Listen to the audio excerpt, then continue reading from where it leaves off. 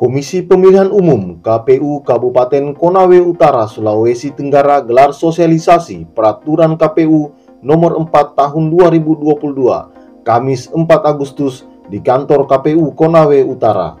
Sosialisasi yang berlangsung tentang pendaftaran, verifikasi, dan penetapan partai politik peserta pemilihan umum.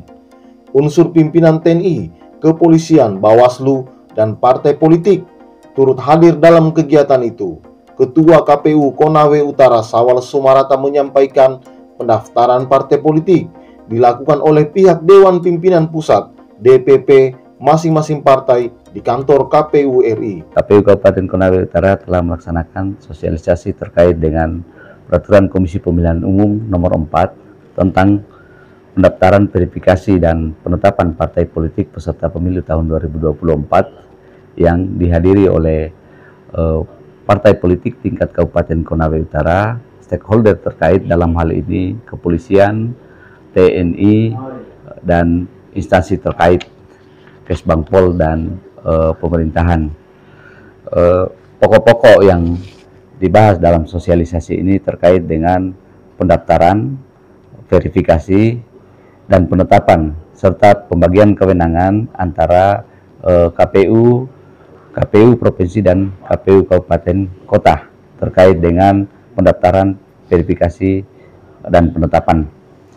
Untuk terkait dengan pendaftaran yang dilaksanakan di KPU RI, KPU telah membuka pendaftaran di tanggal 1 Agustus tahun 2022 sampai dengan tanggal 14 Agustus tahun 2022. Sampai dengan per hari ini di tanggal 3 Agustus 2022 tercatat telah terdaftar 11 partai politik dan 3 partai politik dikembalikan. Untuk partai politik pendaftar di tanggal 1 Agustus 2022 terdiri dari Partai Demokrasi Perjuangan PDIP, PKP, PKS, Partai Reformasi, Partai Rakyat Adil Makmur, Perindo, Nasdem, PBB, Partai Negeri Daulat Indonesia, Pandai. Di tanggal 2 Agustus ada Partai Kebangkitan Nusantara dan 3 Agustus ada Partai Garda Perubahan Indonesia.